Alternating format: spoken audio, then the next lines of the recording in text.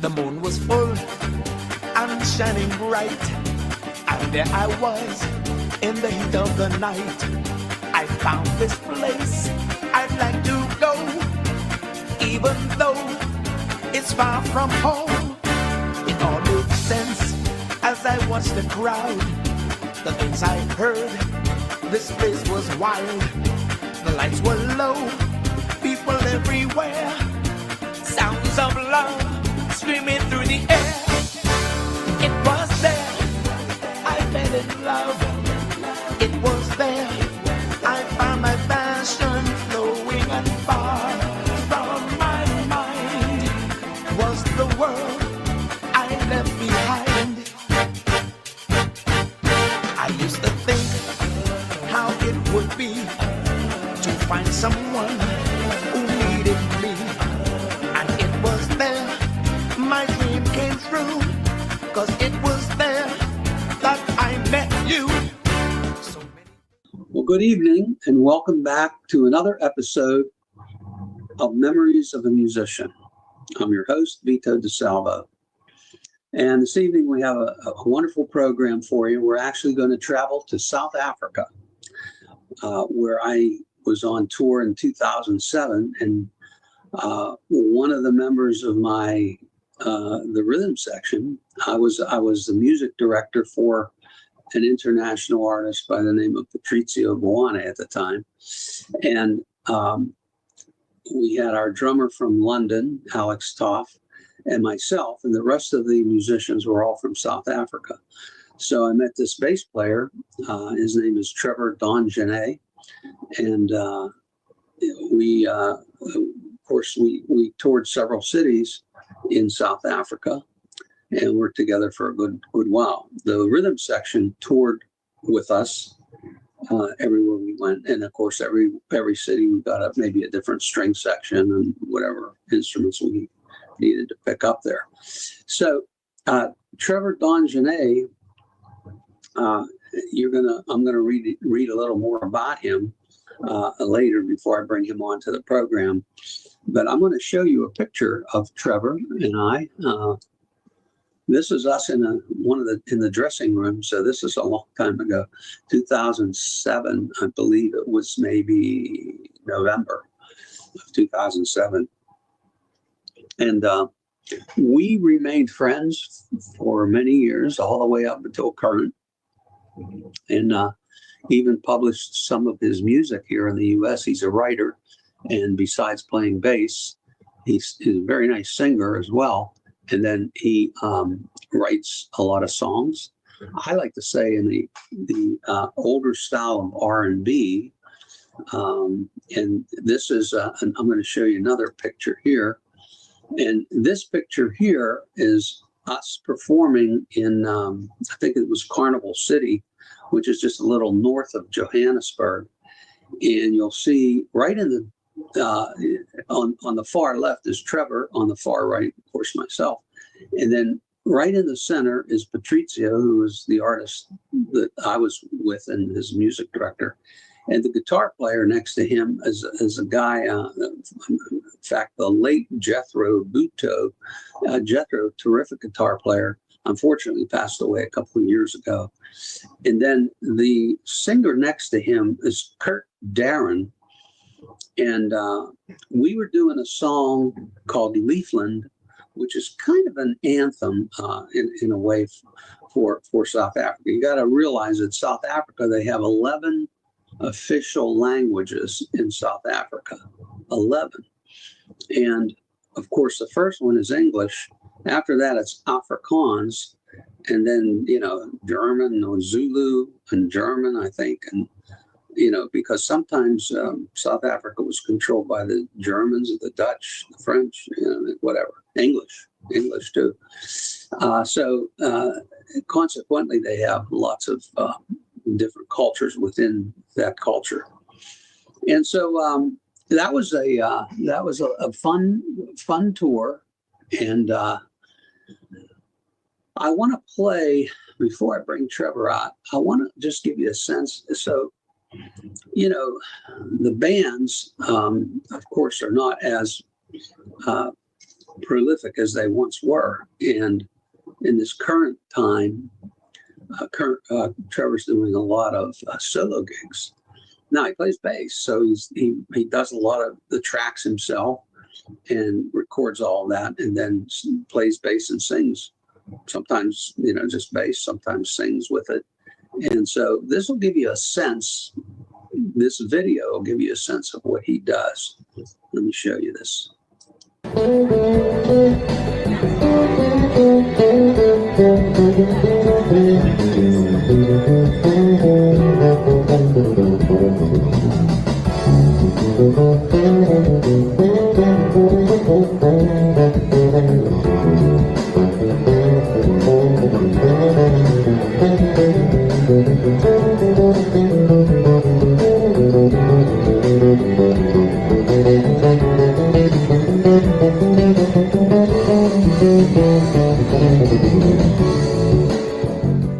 I said, Georgia, Georgia, a song comes as sweet and clear as moonlight through the pines.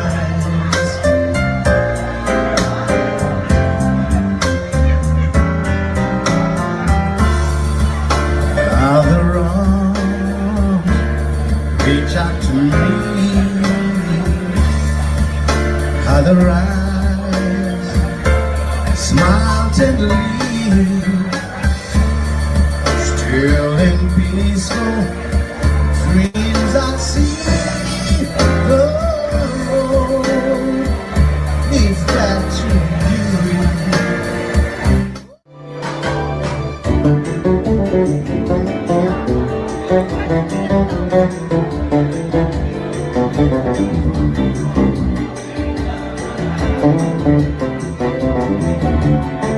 Line work now.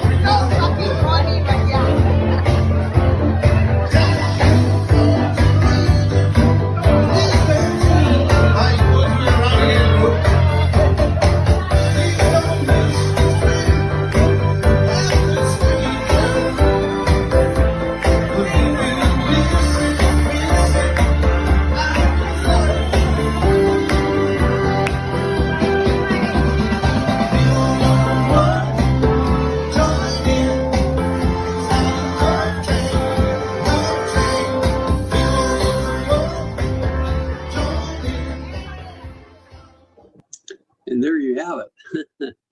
That's great.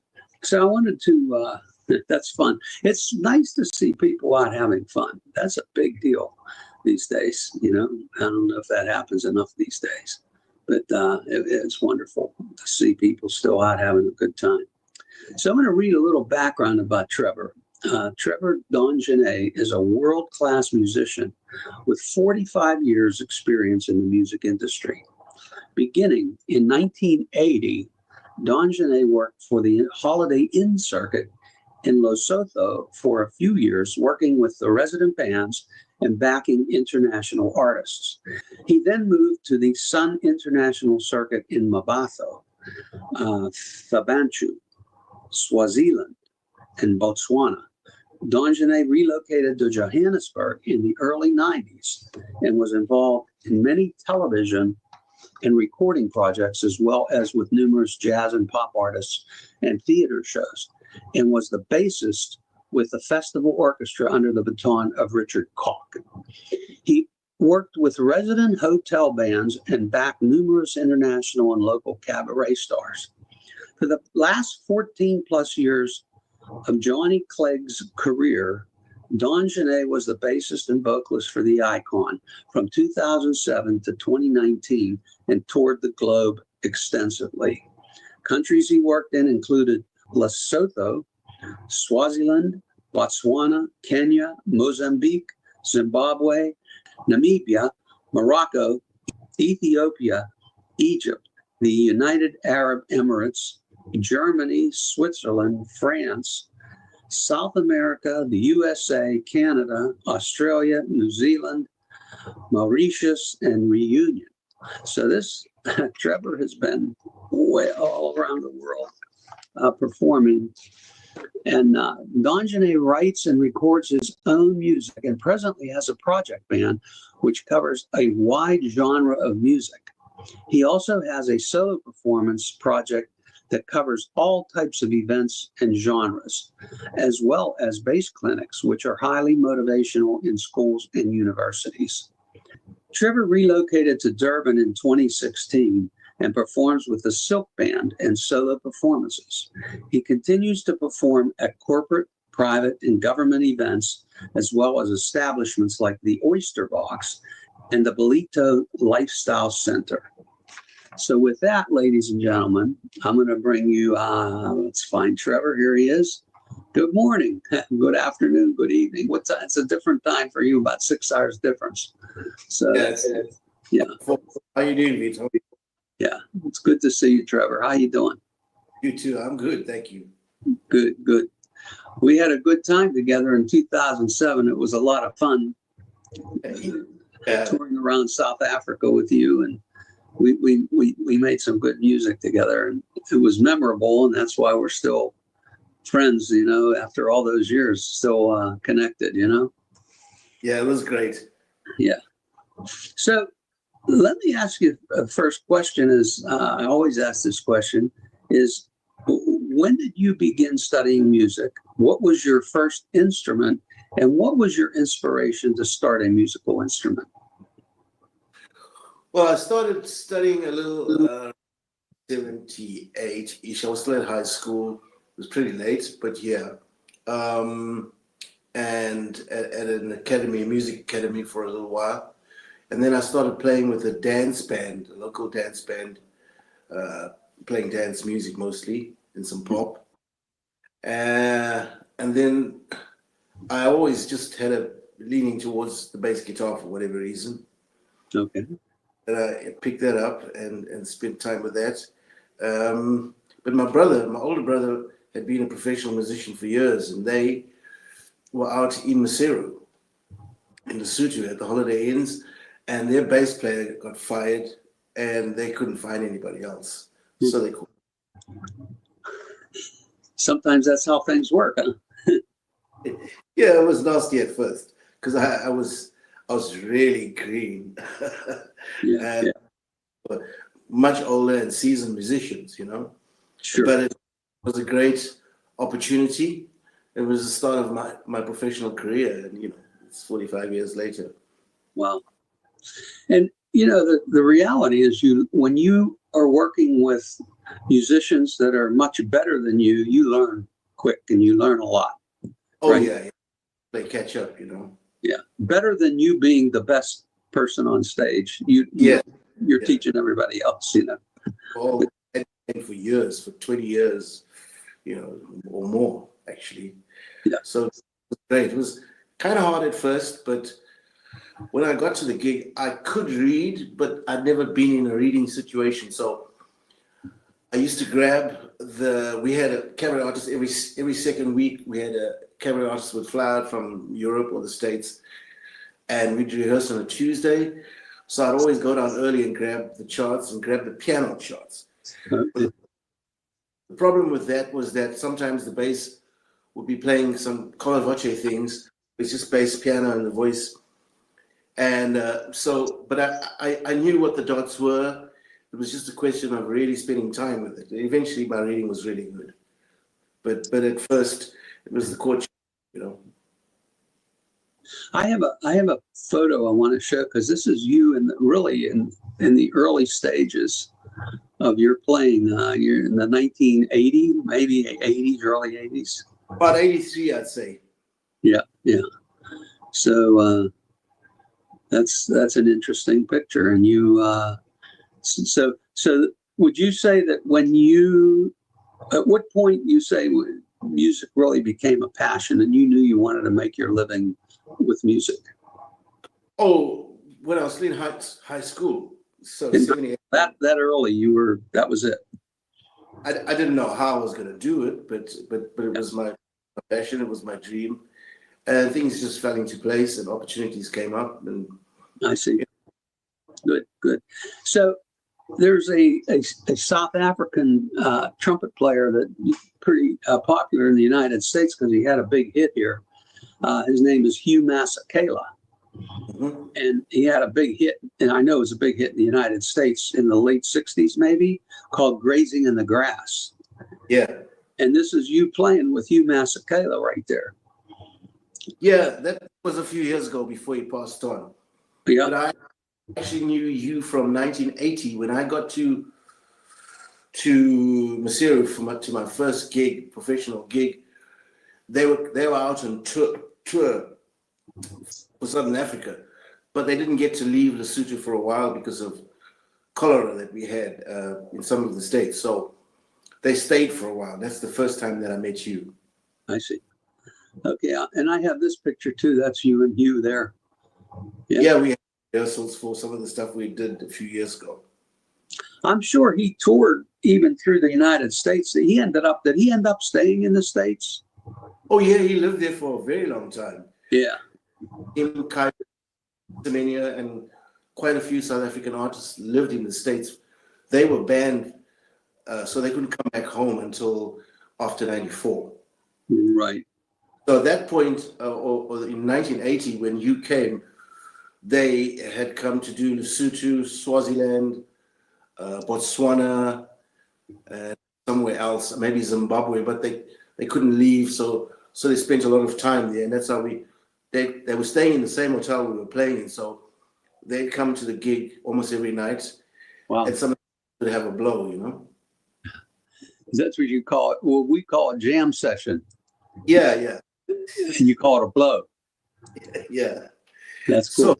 So, really great because my brother recorded a lot of the stuff back then, and it was Victor Bailey from Weather Report or Madonna. It was Pooji Bell who plays with Marcus, Bobby Broom who played with Dave Grushin and Sonny Roland.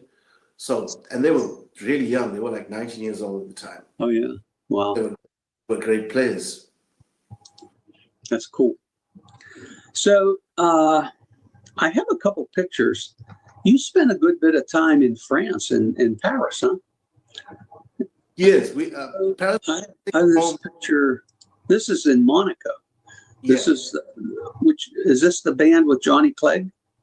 That's the Clegg band. Yes, we went to do a function for the Prince and Princess of Monaco. Mm-hmm. That's the Prince and Princess right in the center. The guy with the bow tie. It's the Prince of Monaco and the Princess next to him. And then who were the other folks? And just not that the names, but they were all part of the band, huh? If you're going from left to right, it's me, a guy that was a crew member, the drummer, the vocalist at the back, Andy, the musical director, the Prince and Princess, the sound engineer, and tour manager. Okay.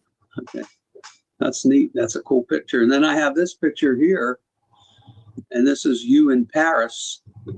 Yeah. Tell me about Paris. You said you had spent a lot of time there, huh? Well, we always flew into Paris whenever we were doing a tour anywhere in Europe, because John's manager was a French guy, lived in Paris, so that was always the first point of call. And sometimes we'd have a gig there. Otherwise, we'd land, get on a bus, and drive 2 or 4 hours to the first gig, or fly to another destination, depending on how far it was. I see. Very cool. And let's talk a little bit about the recording part of your career. And I thought this was your studio. You told me it was your brother's studio, but you also had your own studio as well. Nothing at all like that. Mine was just a Mac computer with 2 speakers and a So you did a lot of recording at your brother's studio when you did a lot of recording?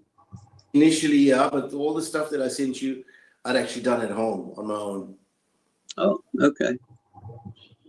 That's a nice little workstation there. Yeah, And yeah, then, he's good at that stuff. Go ahead. He knew what he was doing with the gear, huh? Yeah, very good with the gears. And this is a picture with you and your brother right there. Yeah, he comes out almost every year, and so we had a gig at my nephew's place in one of the suburbs where we just invited a whole lot of people, and yeah, we played a lot of stuff with tracks, just him and I. And he's older than you? How much older is he than you? He's 11 years older. 11 years older, okay. And he was already into the music business before you even got in there, huh? Oh yeah, from I think the early 70s, but he played since he was a kid. Okay. Then he used to be the musical director for a really big show that they used to have out here called the Richard John Smith Show. So he used to take care of all the music, the musicians, and everything that went with the arrangements and stuff. Okay. They toured all over South Africa and outside for a number of years. Wow. This is another picture of you and him. Yeah, it was that particular gig in the afternoon. Uh-huh. Nice. Very casual, huh? Well, this is the sound check. Yeah. I like it. That's cool. And it's Durban December time, so it's pretty much Miami or Florida. Yeah.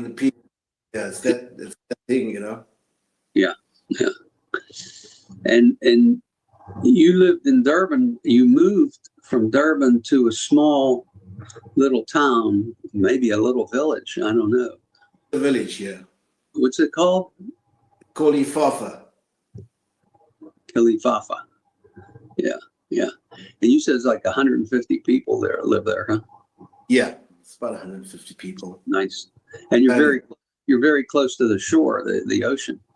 Oh yeah, I'm about maybe 500 meters from the ocean, from the edge of the sea. Yeah, that's nice. Very, very nice. Nice place to be, right? So, I want to read something, if you don't mind. This has just happened about a week or so ago. I guess you went to check out a studio session gig. And yes. The person, I don't have the person's name, but this person wrote this, and I don't even know where I picked this up, whether it was on Facebook or it was somewhere. And it says, some moments in life leave a mark on your soul. Today was one of those. Meeting Trevor in studio wasn't just inspiring, it was deeply moving. Listening to his stories, his journey, and his incredible depth of experience felt like opening a treasure chest of wisdom. Trevor isn't just a phenomenal musician, he's a presence. His humility, talent, and insight left me feeling both in awe and profoundly grateful. It's not often that you meet someone who simultaneously inspires you, challenges you, and makes you feel seen. Over 2 hours flew by as we spoke about music, life, and everything in between. When he left the studio, I found myself sitting in stillness, heart full, mind racing, purpose renewed. To have Trevor join our creative family as a session player is more than a professional milestone. It's a gift, and one I'll never take for granted. Thank you, Trevor Donjeany. So you really made and not that I'm surprised, but you made a great impression on this person, and that's wonderful. Tell us a little bit about that studio. And I'd never met Peter. His name is Peter Enslin.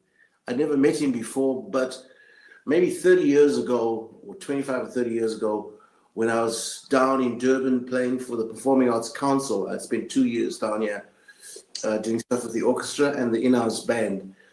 And we had a late night gig. So every night from Tuesdays to Sundays, we'd be at the Performing Arts Council. And from Wednesdays to Saturdays, we'd speed out, run out, get in the car, and go a few Ks down the road to start the late night gig at about 10:30. And he was still a student, but I'd never met him, but he'd come there many times and watch the band. But he only when I met with him 2 weeks ago. So he invited me out to the studio to have a look at stuff like that. That's the first time I met him. Nice. That's another great opportunity for you. Yeah.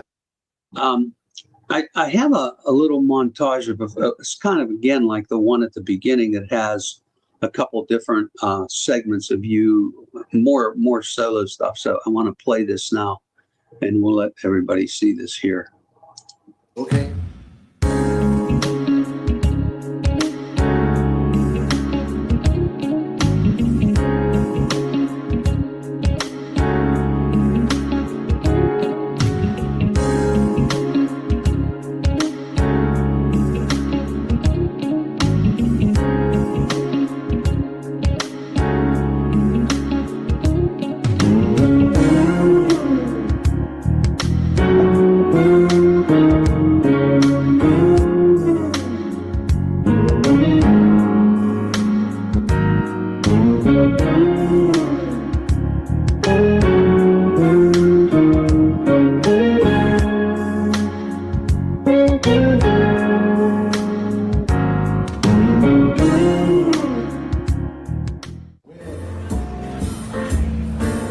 Beyond the sea, she's there watching for me. If I could fly like birds on high, then straight to your arms I'd go sailing. It's far beyond the shore, it's near beyond the moon. I know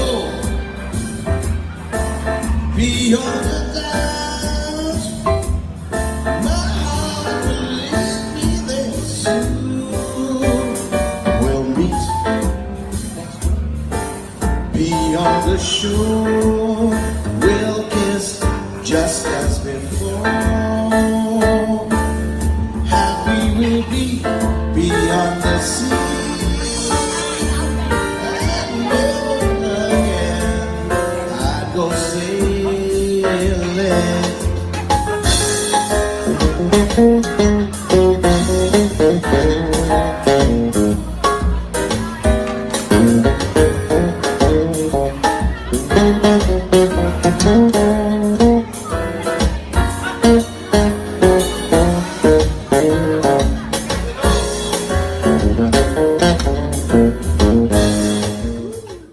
Nice. Very cool. I had to get a kick out of the waiter bringing your drink over to you, because I can't tell you how many times that we would playing a gig, and here comes the waiter with a tray of drinks for the band, and it's passing by. That's funny. Yeah. That's the reality, right? That's the real deal. Places, except when you do a concert, but if you're playing in bars or whatever it is, restaurants, that's the thing, Yeah. and that's cool. And nice performance on that Beyond the Sea. And some of those pictures you took from the seashore, and I remember you sending me pictures when you moved over there to where you are with the sea and everything. Beautiful pictures. And right next to the ocean and the bay. So it's really great. Nice. Yeah, it's beautiful. It's nice to be near the water, that's for sure. So I have a picture that I want to show everybody. You playing behind Santana, the famous Santana, huh? We did the thing, yeah. What year would that have been? Geez, I can't tell you the year now. Might have been six. No, it would have been longer than that. Maybe 12 or 15 years ago. Yeah. He came up and we were on the same bill, so we got to play with him a little, you know. That's cool. I couldn't tell you what year it was. Was that before he had that hit Smooth? Let me just think. I think it was probably after. It was probably after. Okay, cool. Oh, that had to be a fun gig right there.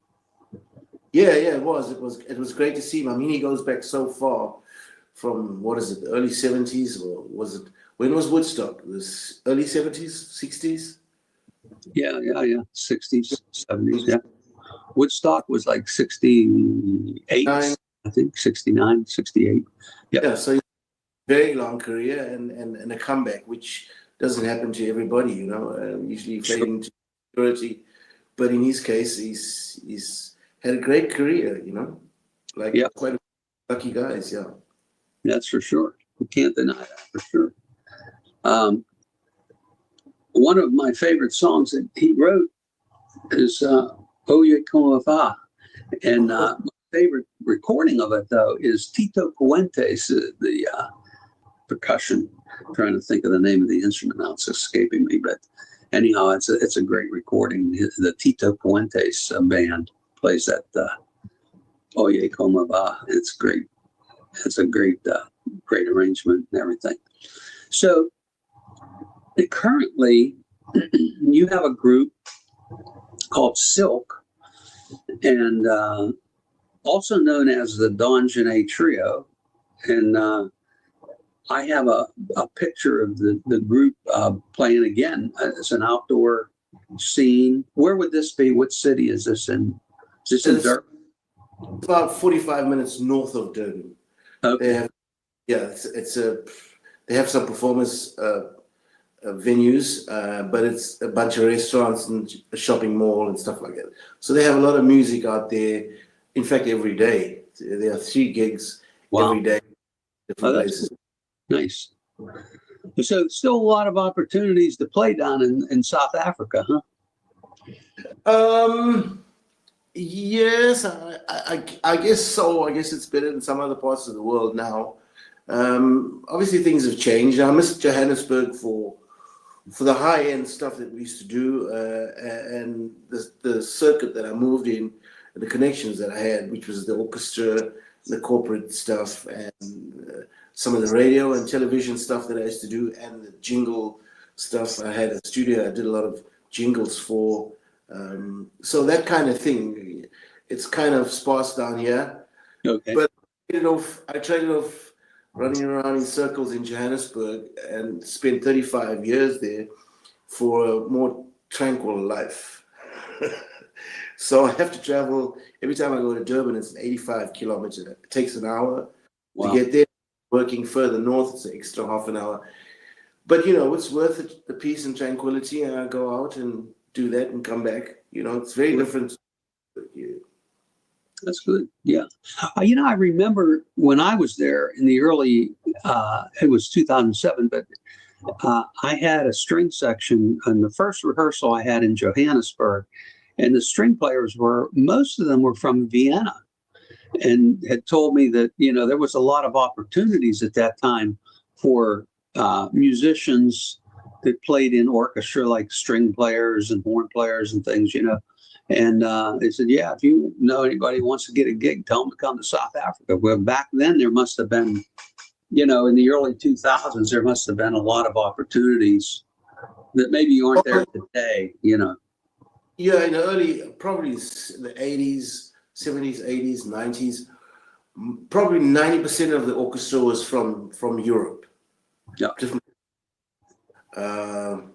Bulgaria, you name it. And that's how I met a piano player, a friend of mine, because his father came out as he was a violinist, and he's a piano player, and they're Bulgarian, and they came out, I think they've been out here for 30 years or whatever it is. So a lot of the players came out and loved it and stayed. The opportunities were better, the weather was probably nicer.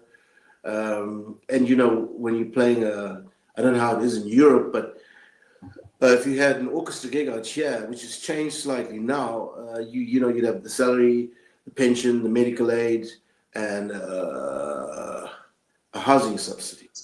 Okay. You know, so it was kind of a really cushy kind of life.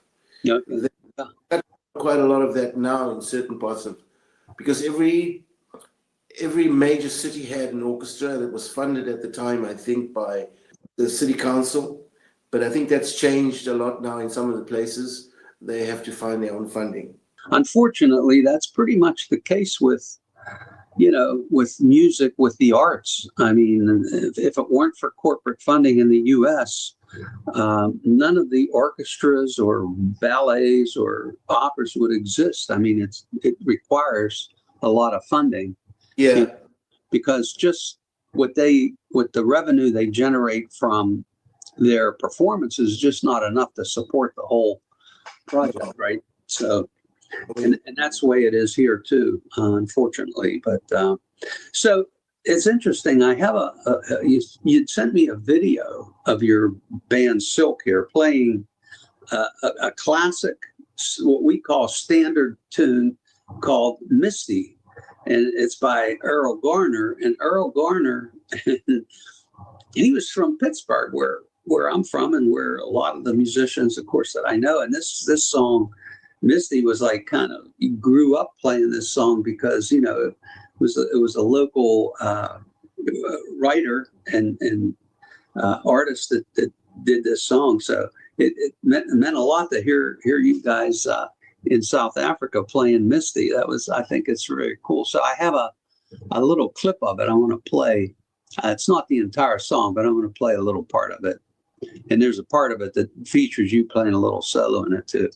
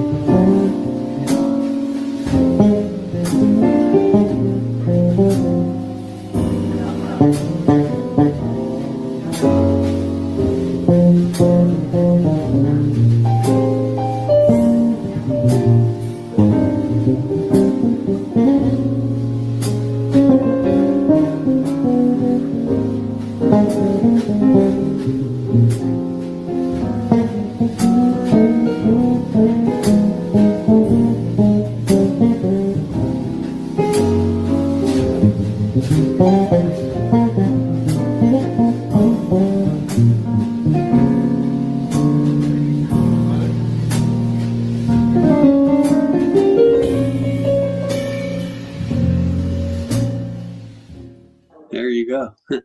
Nice. Very nice. Yep. Very familiar too. Yeah. It's one of those songs that you learn if you're playing any kind of jazz initially. Yeah. You play it your whole life at some stage on a function, or it's background music or whatever it is, you know. Yeah, that was kind of like a pleasant surprise because I wasn't expecting to hear that tune. But yeah, I think Earl Garner went to Westinghouse High School, which is in the city of Pittsburgh, or just on the outskirts, anyways.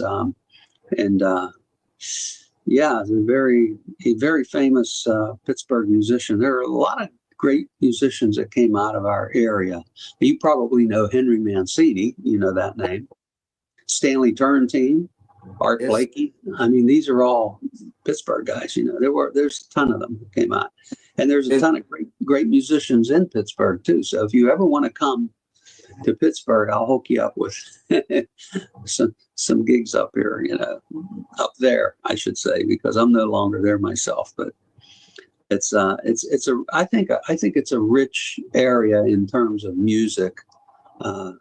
Where we are, and it's kind of like where you are too, you know, and it's not much different. I have to tell you one quick story before we go on, because it's this a Pittsburgh connection. So when I landed in Johannesburg, I had a rehearsal the very day I landed. I had to get my stuff, go to the hotel, and I remember it was kind of strange because the hotel was like an outdoor. It wasn't like when we went to Cape Town and we had the President Hotel right on the Indian Ocean. It was a big hotel, you know. This was like, you know, it was like a campus almost. Like, and you had I'm dragging this suitcase, and I had a flight case with my accordion in it, and all this stuff, and going around like these pathways to get to the room that I had.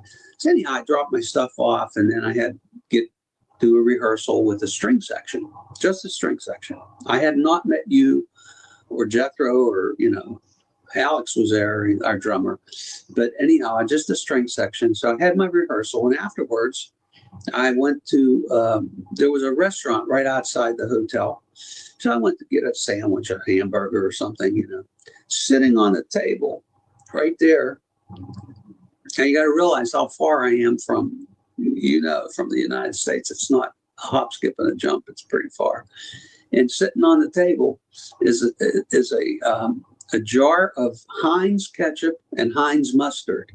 Now, the Heinz Corporation started in Pittsburgh. Okay. Yeah. The guy that started it, and I'm talking about early 1900s, I guess, he started by making horseradish, I think was the very first thing. And then they made pickles and then ketchup and all these other things. But anyhow, that Heinz Corporation. So I'm sitting there like so far from my home base. And here is, you know, two products that were made right in my hometown, or at least, you know, now I'm sure they have a factory in South Africa to make this ketchup and mustard. But it's amazing, you know, to be traveling around the world and see things from your hometown, you know. Oh yeah, I think South Africa used to import a lot of stuff, you know, that's from different parts of the world. Yeah, they stuff in. It's normal, huh? Yeah. It's a very rich culture too there, you know. And you know, I learned so much about the country and about, you know, its age. It's not that old of a country. It's not even as old as the United States. Is a pretty young country in terms of, if you look at Europe and you know, the Middle East and some of these countries. But South Africa is probably 150 years old now, maybe something like that. 852, something like that. Yeah. Yeah, because when I was there, I think it was 127 years old or something when I was there. So it was a pretty young country too. So it's all interesting to learn, to travel and learn about these other cultures and get to meet musicians like yourself and Jethro and all the musicians that we had on stage with us. I have another video I'd like to show, and this is more of your solo work, and just give us an idea of what you're doing today, because you know, as we all know, and this is probably the case everywhere in the world. I mean, I know here in South Florida, in Naples, I'm in Naples, they have almost anywhere you go, they're either solo, and this is true in Miami too, either solo acts or duo. That's about it. It's rare to see a band, you know. It's rare. It happens, but it's rare. Typically, you got solo gigs, solo musicians performing, and maybe a duo, kind of thing. So this is just another montage of just some of the solo stuff that you did. Okay, so let's watch this. To fly, winter turns to spring, warm hearts to hear, but never much too soon. Everything has changed. Young, comely old.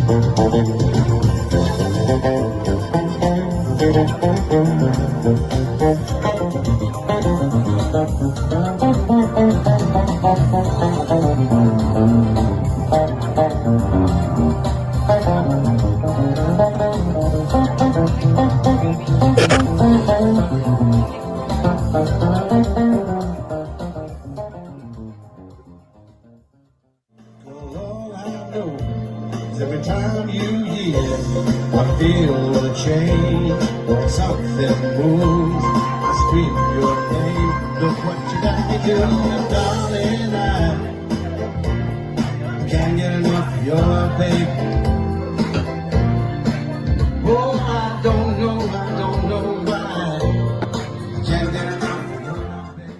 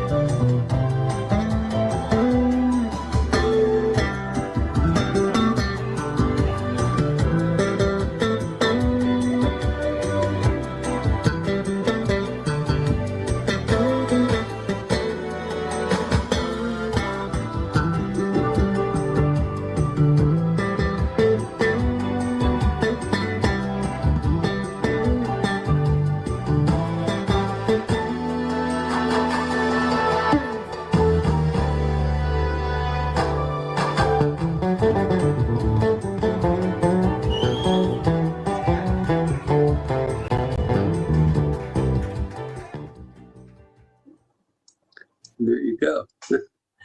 Very cool. Very nice to see. It's very interesting to see a solo bass guitar. You see all kinds of things. My son has a restaurant. He had a solo saxophone player. Just had his tracks. He played tenor sax. You see all kinds of. Typically you see guitars and keyboards and different things like that. But every once in a while, there you go, bass. Who would have thought?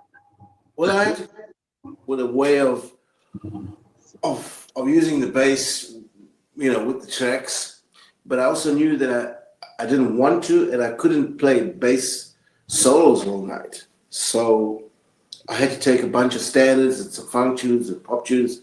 For the pop tunes, I'd sing and play the live bass parts, and for the instrumental stuff, I'd usually use another instrument to play the melody, and I just play the parts. Sometimes I'd have a solo, but not on everything because it can get pretty boring, and it's got to be depending on the nature of the function you're playing for.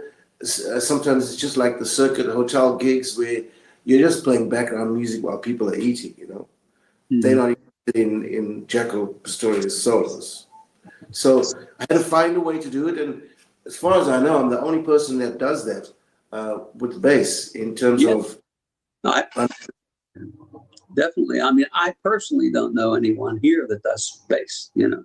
But I just had to find a way to keep working and keep playing, because you can't really rely on a rhythm section anymore. The two guys that I really enjoy playing with, which is the keyboard player Burton Naidu and the drummer Riley Giandari, they both teach on a full-time basis, and it basically eats up all their time. They leave early in the morning, come back late at night. So we don't get to play very often together, you know. It's very now. So that's the way of keeping up my chops and keeping on top of the songs and stuff, you know. Great. Good for you. And it's persistence, the determination, all of those things to keep your career on a path, on the right path, right? Sure. Yeah, it's you know, things change, and it's a natural progression. Things do change, and you kind of have to adjust to what's going on. And there's a lot less now going on than there was 20 or 30 years ago, or even 10 years ago. Everything's changed globally. But what I really did enjoy, probably one of the nicest things, was being in a Clegg band and the touring. I really loved the touring. You know, generally people think touring is just a wild extravaganza, but it's not. As you know, you have to be very functional, very organized, very on time, responsible, disciplined, because every day is a new city most times, and there's get out times and get in times, and there's no time for guys do mess around, but there wasn't any of that in the Clegg band. It was everybody's head was in the right space, you know, and I really love that. And if I could get on a tour again, you know, that's that organized, that's that together, it's really a pleasure to do it. Doesn't matter the type of music, it's just everything working, everything getting done at the time it needs to be done, with no missing keyboard players and drummers or drunken brawls or that kind of stuff, you know. You know, when you tour, it gets like that. After the first 2 weeks, it becomes separate buses. But you have to keep it together, you know. It's a tour, you get paid well, and it's a job. It's your job. So for me, that's what it was about, you know. Yeah. And doing it, you know. Yeah. Well, we're going to talk about Johnny Clegg and you touring with him, and I have another video. Before I do that, I want to show a couple pictures. This one here, this is in New York City, BB King's in New York. And this is you were playing with the Johnny Clegg band there? Yes. We did that twice. I think we've done BB's twice, yeah. Okay. Yeah. So there's that picture, and let me show you this picture here. There's that's Johnny Clegg holding this painting, and he had done that. Go ahead, tell us about that. Finally managed to get hold of that through a friend who gave it to me as a present. Somebody had done this and gave it to Clegg on that day, but he had copies of it. That's neat. And so you have that that painting like that, huh? Yeah, I have that. Yeah. And that's you could see in the painting, you're right there on the right, and then Johnny's there, and then the drummer behind. Johnny Clegg passed away, unfortunately, about a few years ago, maybe 2019. Is that what I think? This picture here, and that's you and Johnny and Bahiti Kumalo, yes. Yes. And he's a bass player as well, right? He's a bass player, but it's very interesting because he actually played on some of Johnny's earlier recordings. Okay. But he has been Paul Simon's bass player for the last 30 years. So when Paul came out to do the Graceland recordings, there was a blind producer guitar player called Galoy Labona, who also booked sessions at the studios downtown. And so he knew Bakiti, and he got him onto the rehearsals and some of the recordings. And they left with Paul to do some of those initial performances. And Bakiti always wanted to live in the States, so he stayed. I think he was the only guy that stayed. They were up and down all the time, but he stayed. And then Bakiti was in a band in Johannesburg, and when he left that band, I joined the band as a replacement for him. And we've stayed in touch through the years, and every time I've been in the States and in New York, he'd come to the gig, which is because he's about 2 hours away from there in a place called Bethlehem, which is just near Philly. And we'd spend some time together, maybe the night, we'd hang out, whatever. And yeah, so we talk every now and again. Is that where he lives, in Bethlehem? He lives in Bethlehem. That's in Pennsylvania. So we're in Pittsburgh is on the other side of the state. So Bethlehem and Philadelphia is on the eastern side of the state, southeastern. We're southwestern, where Pittsburgh is. So if you traveled from where he lives over just going due west, is probably, I don't know, 5.5 to 6 hours, I guess. 5 hours, maybe from Bethlehem a little less. But from Philadelphia is generally about 6 hours, from Pittsburgh. So we're in the same state, but, and it's actually Pennsylvania is a commonwealth. It is. So there you go. And that's kind of an interesting story. And it's interesting because when I listened to all the music that you had sent me of Johnny Clegg, I said a couple things reminded me of Paul Simon, the music, Yeah, and the guy that I spoke about, Chloe Lebona, who's late now, the producer, who Bakiti used to record with a lot, was also, besides being, he was involved in the recordings a lot of the Paul Simon stuff, and brought in different musicians, that he knew, because he knew a lot of musicians from the 60s and 70s. So it was very interesting. And I remember getting, I'd spent 6 months in Hong Kong, and I managed to get a video of the recording of the Paul Simon sessions. I found it incredibly interesting, how they went about putting all the parts together and all the different people that played on things and how the mixes happened, etc. Very interesting. Yeah. And then a couple of things reminded me a little bit of I spent some time in the Bahamas, and some of the things kind of had a flavor, a Bahamian flavor there. And it's interesting how music can, kind of blend in different areas in different ways, and you can pick out some different qualities and of the music. The great thing is that music is an international language. So no matter where you traveled or I traveled or any one of the tours, music is music. It's you don't have to understand the language or even what it is. If it's just kind of, you hear it and you like it. Right. Happy or sad, whatever it is. It's another new experience, right? Yeah, for sure. Well, it's great. It's great having you on the show, Trevor. It's been a long time. I mean, we toured in 2007. It was interesting too. The cities that we went to,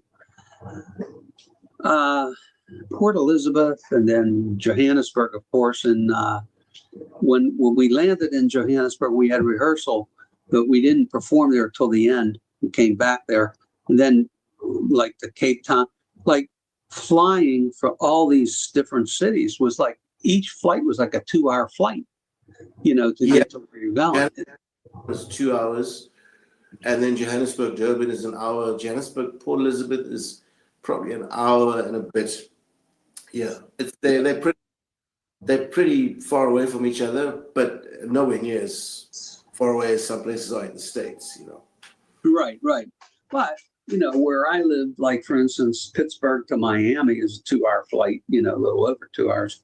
So, that's how I was judging, when we were getting ready to go from one city to another. I just thought, maybe, we get in a bus and drive for half an hour, and you're to another city, but it wasn't that at all. We had to get in a plane and fly. And it was 2 hours, an hour to 2 hours, Yeah, that's right. So I have the last video I want to play is all of you performing with Johnny Clegg. And it's a montage where you're going to see a lot of pictures. And I think I have some text where they can see who. And every song here, Johnny Clegg wrote. And he was a bit of a legend in South Africa. I mean, right? Yes, Johnny was way bigger than a lot of people actually realized. We never ever played a performance where it wasn't full. We didn't have like half house and stuff. All Johnny's performances were sold out. Yeah. Pretty remarkable. He had a pretty big following. We used to do Kirstenbosch Gardens, which is about 8,000 seater. It was always packed, and he'd do it on his own. No back. Wow, that's awesome. And I was going to say something else about that. Johnny, there's a picture near the end of the montage that they actually made a statue of him. Yes, I was honored him, right? They had that because one of the organizers sent each one of the band members and invited us to the opening of it. So just somewhere in Cape Town near Canal Walk, I think it's called, they have a statue. They have statues of various people from Mandela to anybody that was important in the arts and stuff. And so Johnny's was done, I think, earlier this year. Okay. They did the opening of that year. That's very cool. And one of the things that's interesting too about the music is he plays a concertina, which is like an accordion, but it's a smaller version with the buttons on both sides. He plays the concertina, and besides singing, and he plays guitar as well. And one of the things is the languages. So some of the songs we're going to hear. Is it in the Zulu language? In Zulu, yes. It's most of the stuff was in Zulu because of his. Johnny really loved the Zulu culture, and he knew an awesome amount about every detail of it, from ceremonies. Wow. Wedding. He really knew a lot of, and he was an anthropologist, so he really dug in pretty deep into the culture. So, initially when I met John, it was just, I knew who he was, but from working with him, I began to understand exactly how much he actually knew and how involved he was in the Zulu culture. He really had a love for it and the music and how he got into the music. Yeah, that's awesome. Well, let's play. This is the final video we're going to play. So let's play this, and let's just share this with the audience.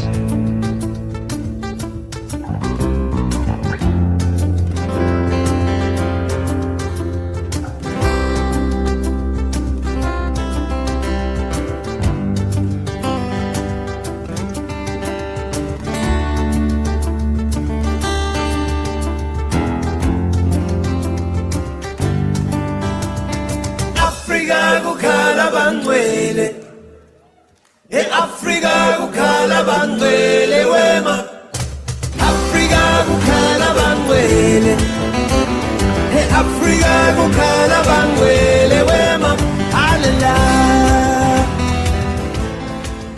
hallelujah.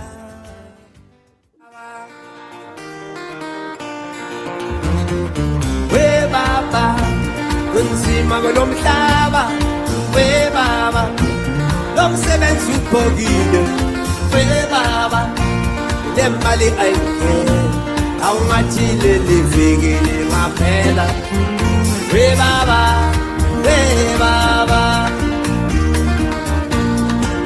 Angithi woza Friday my darling, woza Friday sebenza ubongile, woza.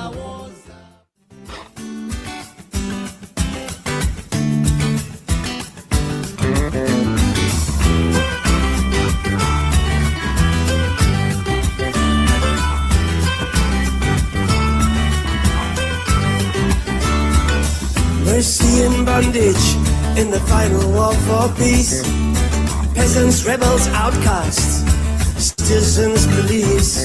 In this crazy century and the dazzling frontier and the shameless guilt of the dumbing of the world and the genocide of innocence.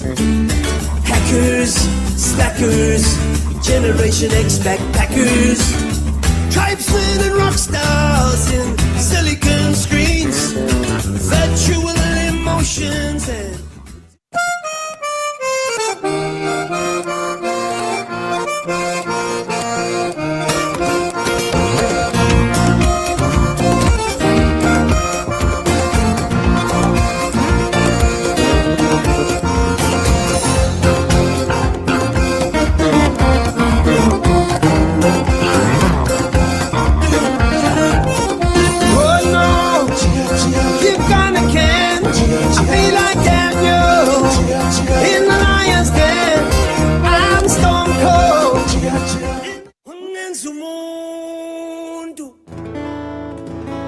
abisela masoja mina yashinkani we babhemo umkhonto ubomfikazi lo muntu wafa gabi usemncane wenkonyene kandaba waze wathinta amabubesi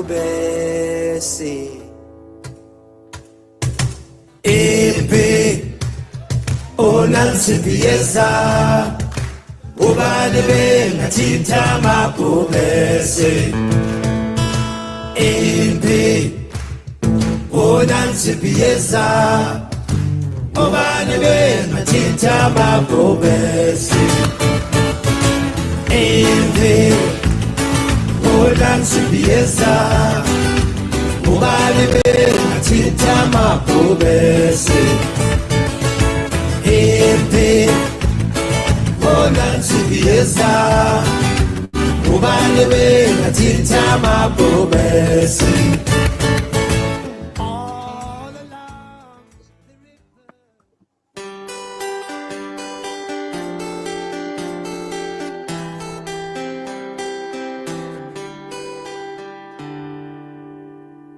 Asimbonanga Mandela thina laphe khona laphe hleli khona asimbonanga Mandela thina laphe khona laphe hleli khona. Oh, the sea is cold and the sky is gray. Look across the island into the bay. We are all islands. It's your world, so live in it. It's your world, so live in it. It's your world, so live in it. It's your world, so live in it. Come on, it's your world, so live in it. It's your world, so live in it. Oh, yeah, it's your world, so live in it. It's your world, so live in it. Oh, it's your world, so live in it. It's your world, so live in it. It's your world, so live in it. It's your world, so live in it. It's your world, so live in it. It's your world, so live in it. It's your world, so live in it. It's your world, so live in it.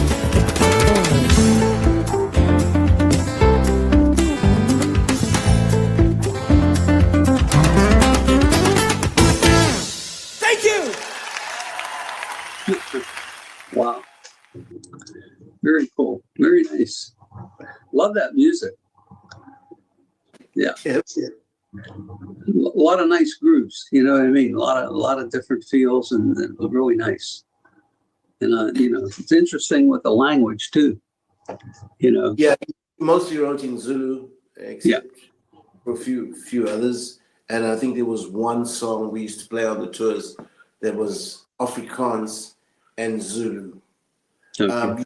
You do know that in the 60s and 70s, probably the 80s, they had separate radio stations that only played Afrikaans music or English or Zulu music, and then all the other different clans, or we've got 11 different languages. So Hosa Friday, one of the songs that played was one of his hits that was actually played on a black radio station, and it became very, very popular because it speaks about how hard this guy, people worked on the mines away from home and stuff.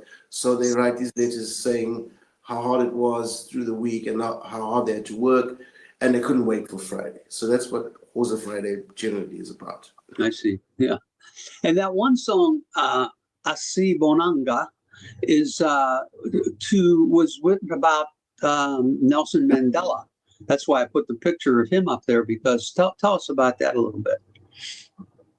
Well, John wrote that, obviously, and at the time, I think Nelson might have still been bad, because a lot of people didn't actually know what he looked like, because the government would not show any pictures or videos or anything of him.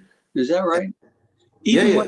Wasn't he like the first president of South Africa? Yeah, after 94. But prior to that, he'd been on Robben Island for a very long time, and then they had him out in Cape Town. But a lot of people did not actually know what he looked like. Oh, wow. Okay. Yeah. That's interesting. Wow. Different things that go on around the world, huh? You can't keep up with it all. Just keep playing music, and music's good for the soul. So we play music. Yeah.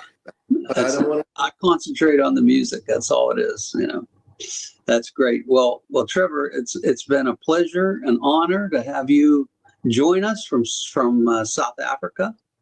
And you're at your home. And tell me again the name of this town that you're in. Oh, E25. E25. A small little village, but it's close to Durban, though, right?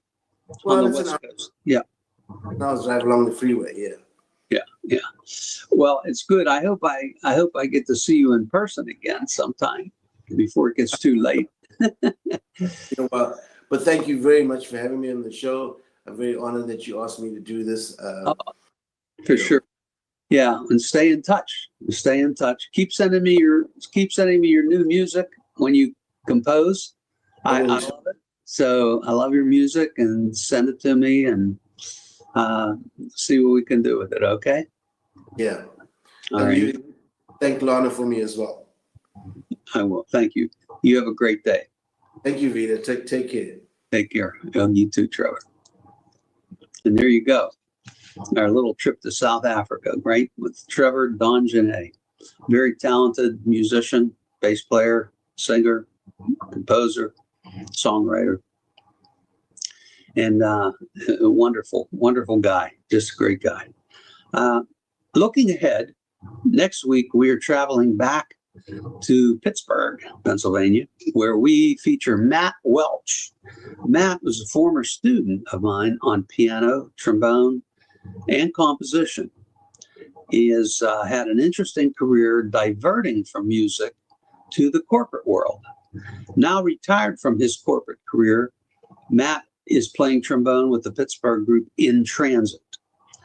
So be sure to tune in next Wednesday for another episode of Memories of a Musician, featuring trombonist and composer Matt Welch. And thank you again for tuning in this evening, and we'll see you again hopefully next week. Thank you.